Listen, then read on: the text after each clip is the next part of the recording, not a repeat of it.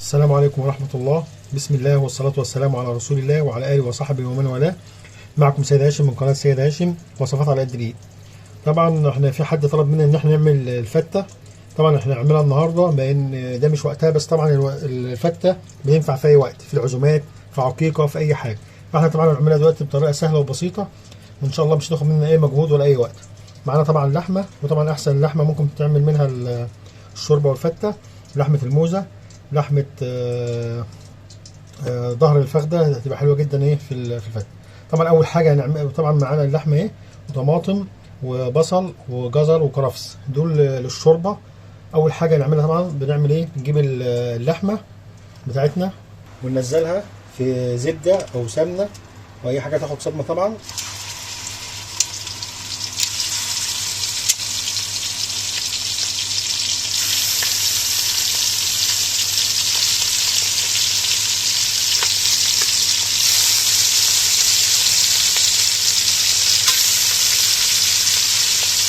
طبعا الحته دي بتعمل كيس جامد للحمه وبتديها طعم حلو جدا.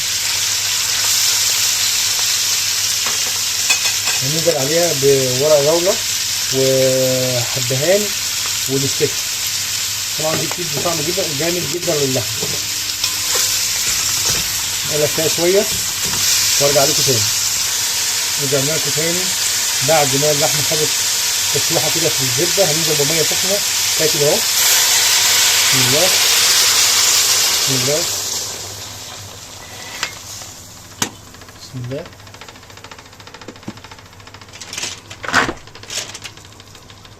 بسم الله.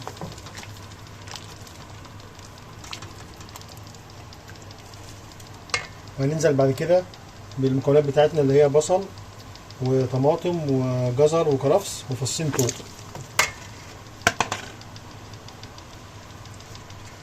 ونقلب، واول ما تغلي معانا نوطي عليها. طبعا تستوي براحتها، او نتوطي عليها بتستوي بسرعه عن اما نخليها ايه عاليه، نار عاليه. وطبعا ننزل برشه سكر بسيط، رشه كده بس. ان شاء الله ريحه جميله جدا والله تعجبكم قوي. طبعا لو عملت ريم ولا حاجه بنشيل الريم ونرميه ايه في الميه شويه. وهعمل بقى التسبيكه بتاع الصلصه بتاع الفته وارجع لكم تاني. ورجعنا لكم تاني عشان نعمل الصلصه بتاع الفته. انا هحط زبده او سمنه او اي حاجه، نحط توم، نديله تقليبتين،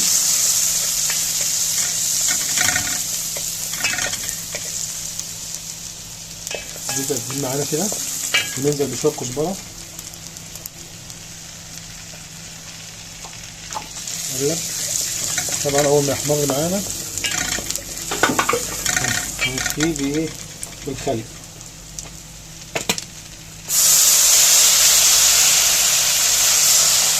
شاء الله ريحه حلوه جدا، ما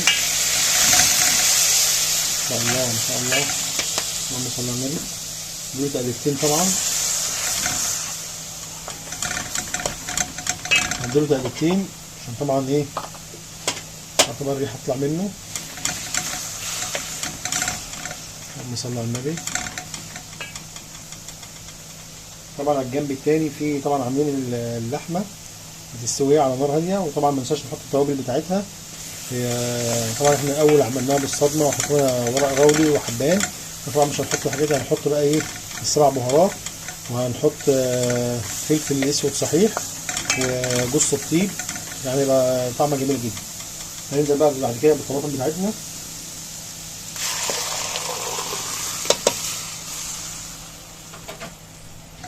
ان شاء الله لا قوة الا بالله. هننزل بعد كده ببابريكا، معانا البابريكا.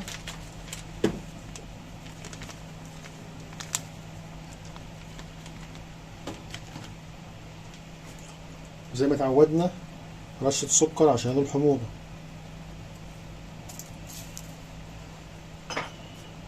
ونقلب ونغطي عليها، نستناها لما تخلص خالص نسبك، وبعد كده هنشوف هنعمل ايه. دلوقتي هننزل بالبهارات بتاعتنا على الصلصة اللي هي 7 بهارات وفلفل اسود يعني مكعب مرق وشوية ملح، ونقلب.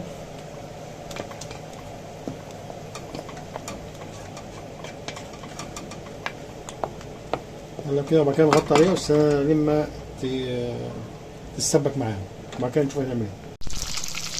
ورجعنا لكم مرة تانية هنعمل الدقة اللي هي بالثوم والخل. طبعا معانا زبدة أو سمنة، أي مادة دهنية زي ما انتوا عايزين. معانا الثوم بتاعنا،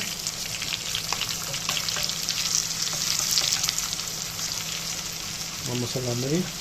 ريحة جميلة جدا. هننزل بخل، ننزل بكزبرة الأول، نقلب.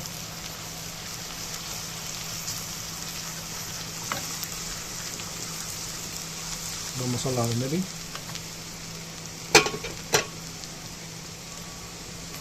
نقلب. أول ما الثوم يبدأ يحمر معانا شوية كده هننزل بإيه؟ هطفيه بالخل.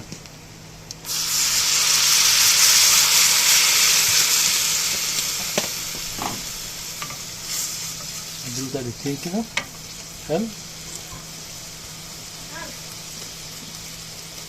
كده. هننزل بكمون، له طعم جميل جدا.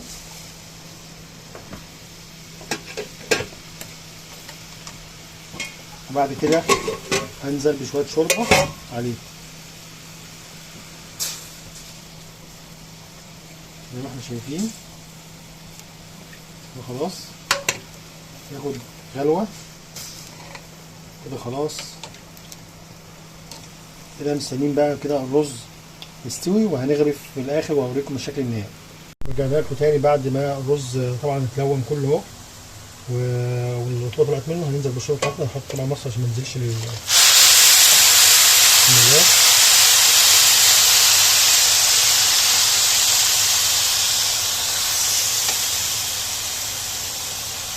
طبعا بقى كيلو رز هياخد لتر ميه. كيلو رز بياخد لتر ميه او لتر شوربه.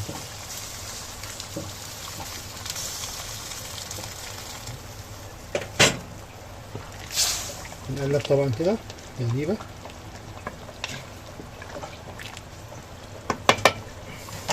طبعا التركات بتاعتنا اللي احنا بنعملها، نحط نقطه خل عشان يفضل بيلمع.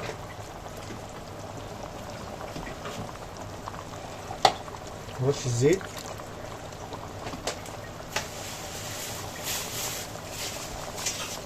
وحته زبده بلدي. طبعا ده بيديله طعم حلو جدا. هنقلب كده، نوطي عليه، واول ما يتشرب يعني هنخليه كده قصدي، واول ما يتشرب هنوطي عليه لحد ما ايه يستوي. نوطي عليه اهو. طبعا دلوقتي كده احنا ايه طلعنا اللحمه وخليناها يعني ايه نشفت شويه في الهواء، مش هتنشف ولا حاجه. طبعا الشوربه بس نزلت منها، وجبنا حته زبده على نقطتين زيت وهنشوح فيهم اللحمه عشان تبقى شكلها حلو وطعمها حلو. طبعا كده هننزل باللحمه بتاعتنا.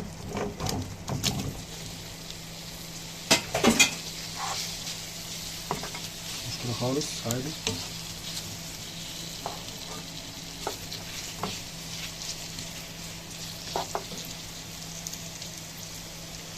اللهم صل على النبي. هننزل عليها برشه 7 بهارات، رشه بسيطه مش كتير،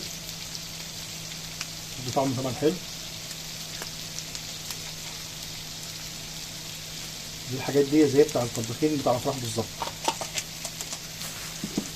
بعد كده رشه فلفل اسود،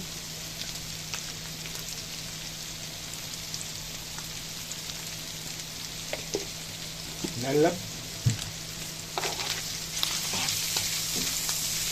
جربوها والله طعمها حلو جدا.